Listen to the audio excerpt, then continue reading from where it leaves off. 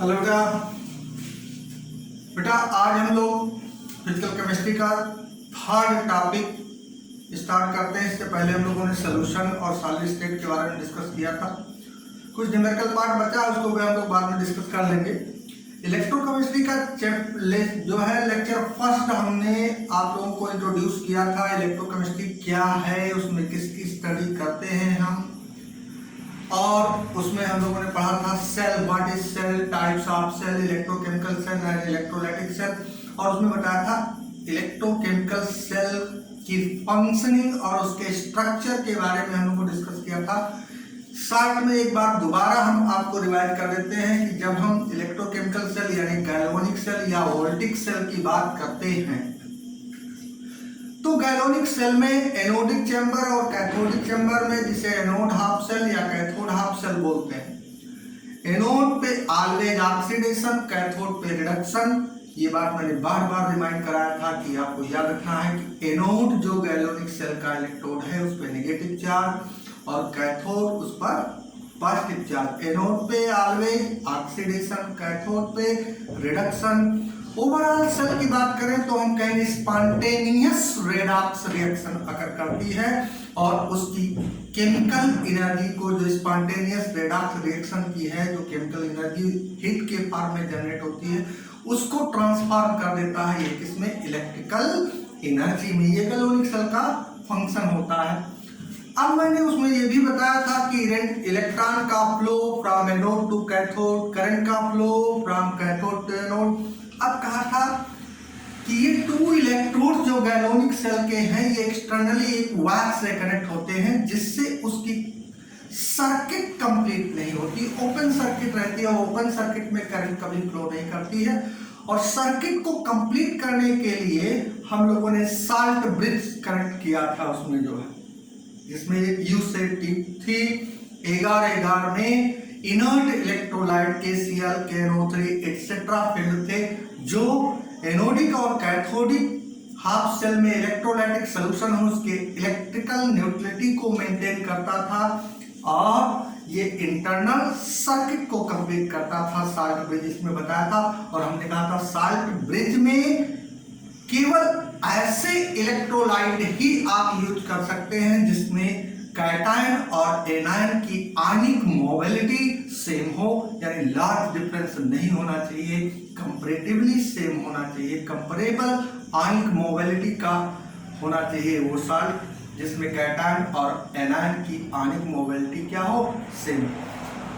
तो ये तो गैल्वेनिक सेल का स्ट्रक्चर था। अब हम दोबारा बताते हैं आपको बेटा, ये गैल्वेनिक सेल का सपोज करो ये एनोडिक हाफ चेंबर है और ये कैथोडिक हाफ चेंबर है। ये किसी वायर से कनेक्ट कर दिया मैंने। अब ये साल्ट ब्रिज, ये मैंने कहा था कि अगर इलेक्ट्रोलाइट का सॉल्यूशन 1 m ले, हम 1 m कंसंट्रेशन का इलेक्ट्रोलाइट सॉल्यूशन में, और 25 डिग्री सेल्सियस टेम्परेचर पे इसका हम ई सेल देखें तो ई सेल इसका आता था 1.10 वोल्ट। अब आज हम लोग स्टडी करने वाले हैं functioning of galvanic cell in the influence of applied potential. External potential अगर हम अप्लाई कर दें तो ये गैल्वेनिक सेल कैसे वर्क करेगा, बट इस पे एक्सटर्नल पोटेंशियल अप्लाई करें तो हम कहेंगे working of galvanic cell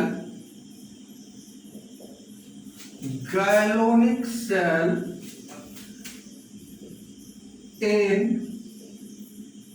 influence of applied external potential,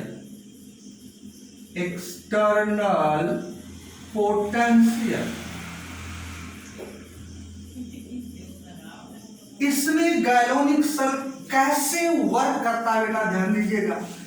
बहुत आराम से हम लोग स्टडी करेंगे और बोर्ड लेवल से कंपटीशन लेवल तक साइन कन्वेंशन, सेल का रिप्रेजेंटेशन, सेल रिएक्शन फॉर्मेट करना, नस्ट इक्वेशन अप्लाई करना, ये सब हम लोग डिटेल में स्टडी करेंगे, राइट। अब इसमें 3 कंडीशन है। केस फर्स्ट हम लोग देखते हैं। केस फर्स्ट, गैलोनिक सेल का जो ई सेल है हमने कितना लिया, 1.10। तो हम कहेंगे when E external is less than E self, cell potential से अप्लाइड एक्सटर्नल पोटेंशियल लेस है, तो गैलोनिक सेल कैसे वर्क करेगा, तो हम कहेंगे galvanic cell works as usual, means no change in reaction, that is, आप कह सकते हैं, क्या कह सकते हैं, आप कह सकते हैं ऑक्सीडेशन occurs at एनोड, आप कह सकते हैं रिडक्शन occurs at कैथोड, आप कह सकते हैं electron flows from anode to cathode, आप कह सकते हैं current flows from cathode to anode. As usual ये वर्क करता रहेगा, राइट। अब बेटा देखते हैं कि केस सेकेंड क्या है। केस सेकेंड क्या है कि when applied external potential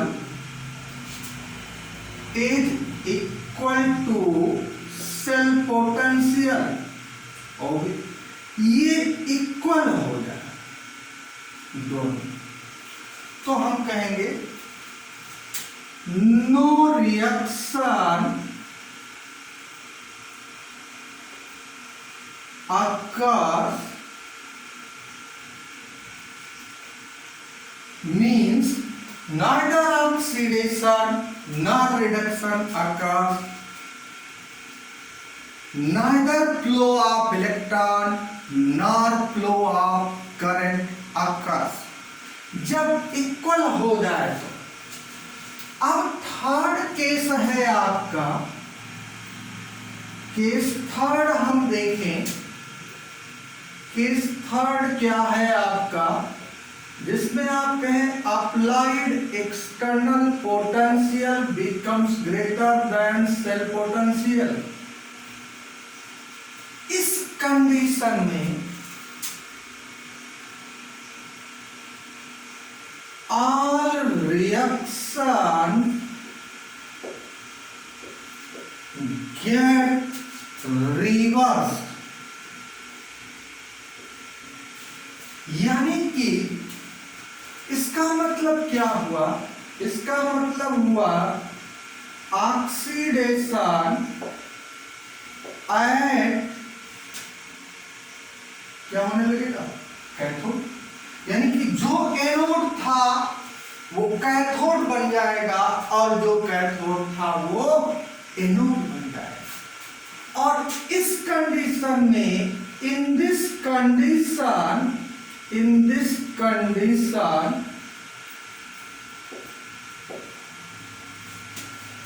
galvanic cell behaves as electrolytic cell. Point याद रखना है बेटा। What are the conditions in which galvanic cell works and behaves as electrolytic cell?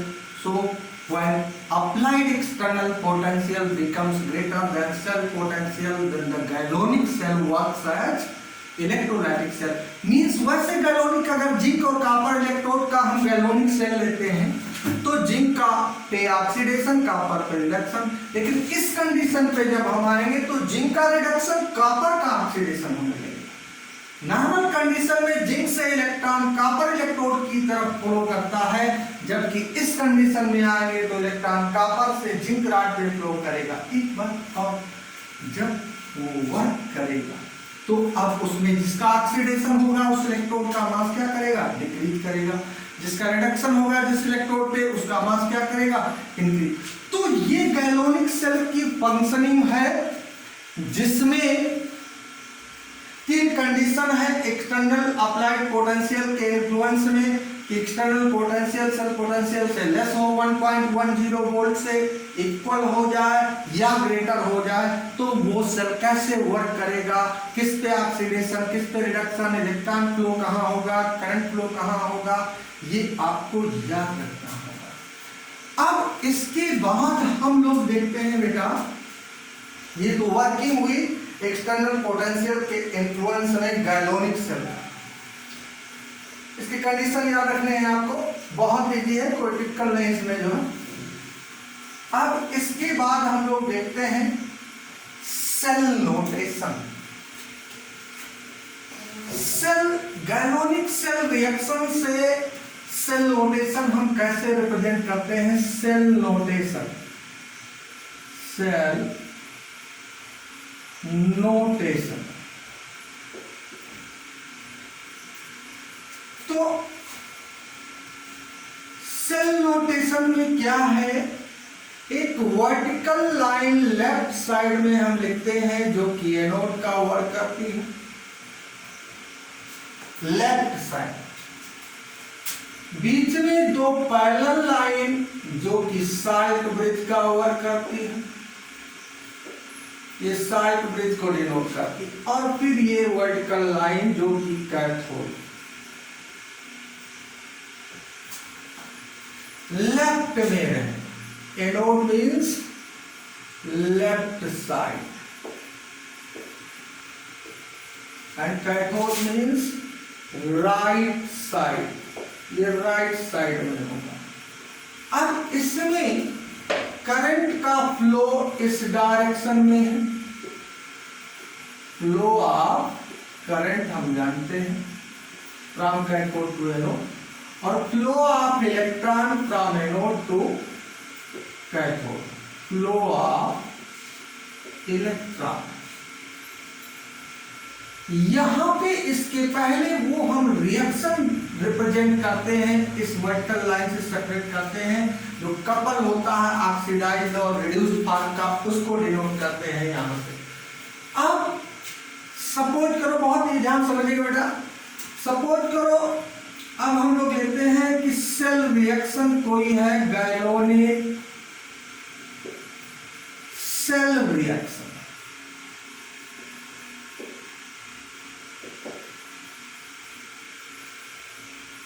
ये Zn solid plus Cu2 plus gives Zn2 plus copper, ये solid, ये aqueous और ये overall cell reaction है, रेडॉक्स रिएक्शन। जिंक का इसमें oxidation हो रहा है, देखिए इलेक्ट्रॉन का लॉस हुआ है, और कॉपर का क्या हो रहा है, रिडक्शन, इलेक्ट्रॉन गेन है तो रिडक्शन हो रहा है। अब इस सेल को यहां हम देखेंगे, पहली बात तो इस जिंक का इसमें क्या हुआ है, ऑक्सीडेशन, और इस कॉपर का Cu2 प्लस का इसमें क्या हुआ है, रिडक्शन। ध्यान से समझिएगा। We know that in galvanic cell oxidation occurs at anode and reduction at cathode. इस सेल को रिप्रेजेंट करने के लिए ये मैंने सेल नोटेशन यानी सेल को रिप्रेजेंट किया, सेल नोटेशन, राइट, इसका। तो मैंने ये एक वर्टिकल लाइन खींची, लेफ्ट साइड में एनोड है, एनोड में कौन सी रिएक्शन अकर करती है? ऑक्सीडेशन। किसका ऑक्सीडेशन हो रहा है यहाँ? जिंक का। जिसका ऑक्सीडेशन हो रहा है यहाँ इसके पहले लिखा Zn, क्या लिख दिया? Zn। अब किसमें ऑक्सीडेशन हुआ? Zn2+ में। अगर कोई आयन है उसका कंसंट्रेशन गिवन है तो यही ब्रैकेट में उसका कंसंट्रेशन मोलरिटी के टर्म में लिख देंगे, जितने भी मोलर होगा वो लिख दिया।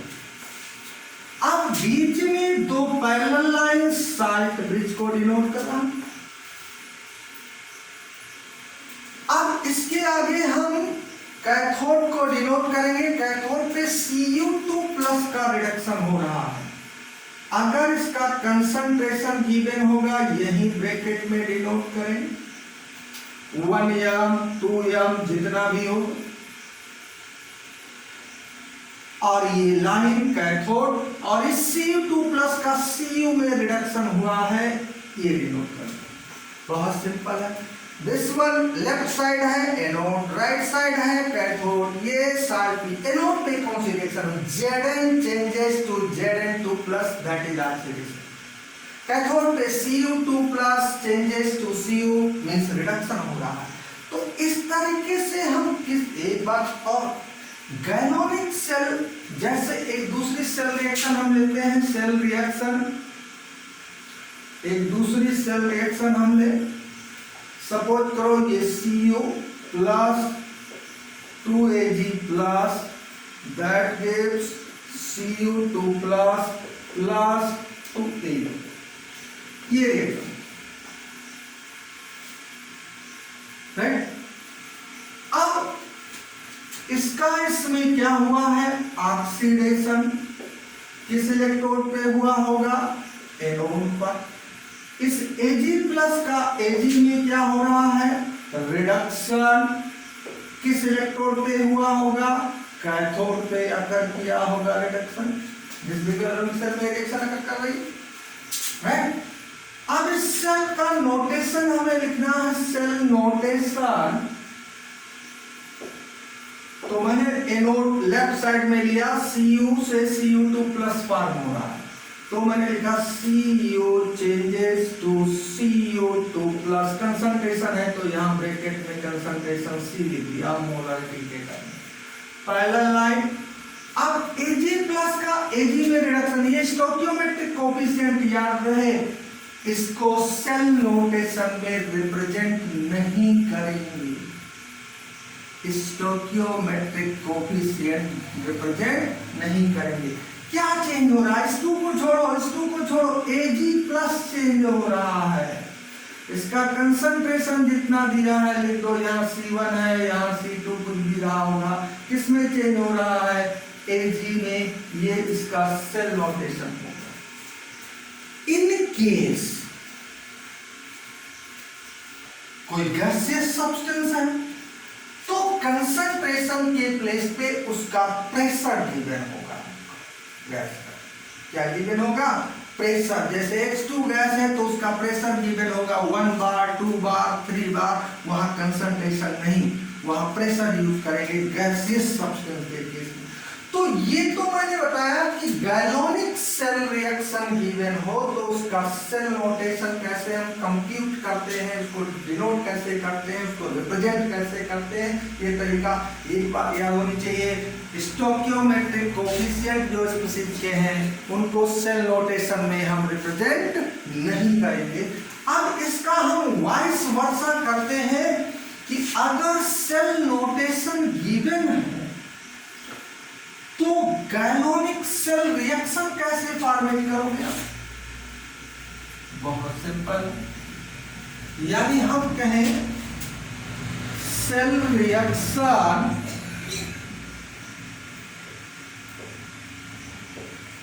From cell notation.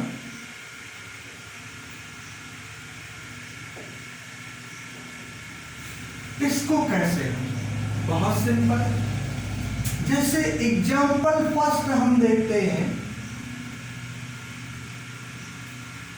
Example first है, सेल नोटेशन गिवन है, अभी मैंने लिया था CO/CO2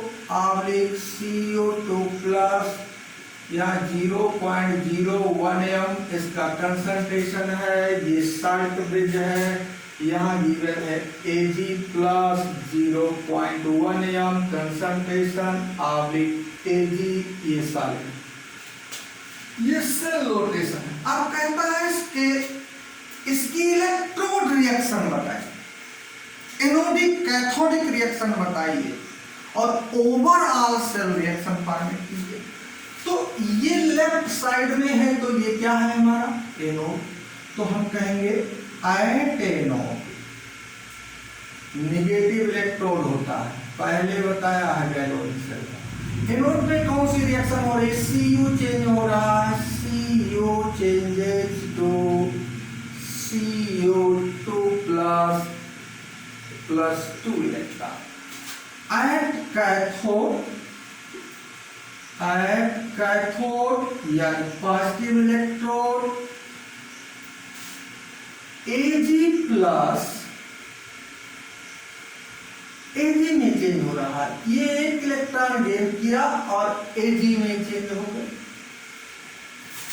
ये इलेक्ट्रोड रिएक्शन हो गई। अगर हमें ओवरऑल सेल रिएक्शन चाहिए, ओवरऑल सेल रिएक्शन चाहिए हमको, यानी रिडॉक्स रिएक्शन, क्या करना है, इन दोनों इक्वेशन को ऐड करेंगे, लेकिन ऐड करने से पहले उसमें नंबर ऑफ इलेक्ट्रॉन को इक्वलाइज करोगे, यानी जितना लॉस होना चाहिए उतना ही गेन होना चाहिए। इसमें 2 इलेक्ट्रॉन का लॉस है पर मोल, और यहाँ पर मोल 1 इलेक्ट्रॉन का लॉस और गेन को इक्वल करने के लिए इसे 2 से मल्टीप्लाई कर दिया, होल इक्वेशन को मल्टीप्लाई। जैसे 11th में जब हम हाफ इक्वेशन मेथड से बैलेंस करते थे, तो लास्ट में जब इक्वेशन को ऐड करते थे तो इलेक्ट्रॉन के नंबर इक्वल करते थे, वही प्रोसीजर फॉलो करना है आपको। अब इसको ऐड किया तो क्या आया, CO plus 2Ag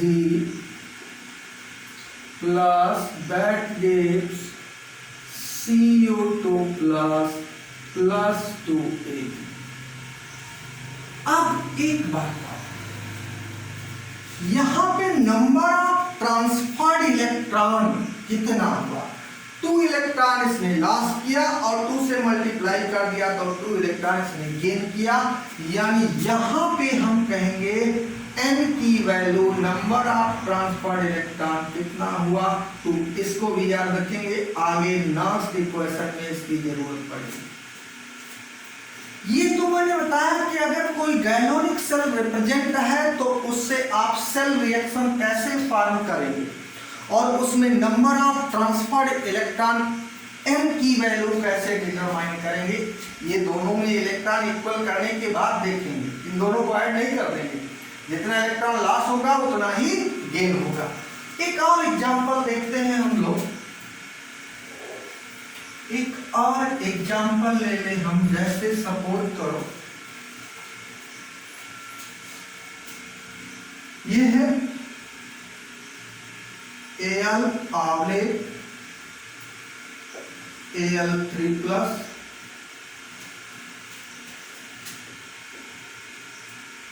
cadmium 2 plus आवले कैडमियम, ये गैलोनिक सेल। अब कहता है कि इसकी इलेक्ट्रोड रिएक्शन बताइए और फिर ओवरऑल सेल रिएक्शन बताइए और नंबर ऑफ ट्रांसफर्ड इलेक्ट्रॉन बताइए। तो एनोड है ये, एट एनोड पे एल्यूमिनियम, इसका ऑक्सीडेशन हो रहा है, एल्यूमिनियम 3 प्लस कितने इलेक्ट्रॉन लॉस करेगा, 3 इलेक्ट्रॉन।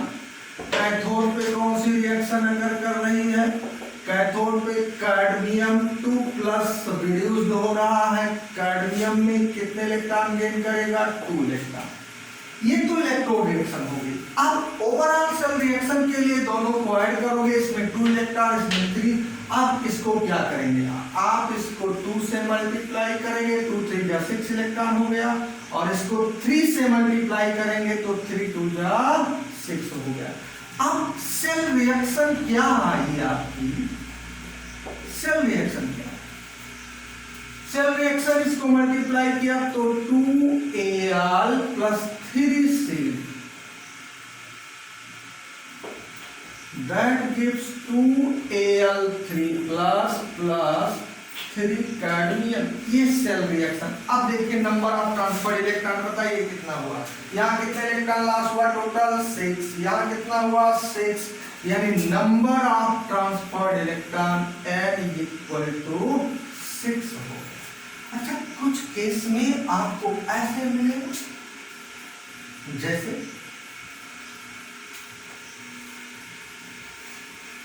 इस तरीके से लिखा था PT सॉलिड H + H2, ये स्टैंडर्ड हाइड्रोजन इलेक्ट्रोड है, तो इसमें इसका कोई रोल नहीं है। इनर्ट मेटल जो है provide only surface for reaction and sometimes inert metal are used with electrode which doesn't participate in reaction but they provide surface for reaction. यहाँ केवल H+ का H2 गैस में क्या हो रहा है, रिडक्शन हो रहा है। अब इसका गैस है अगर ये, तो इसका कंसंट्रेशन नहीं, इसका प्रेशर गिवन होगा।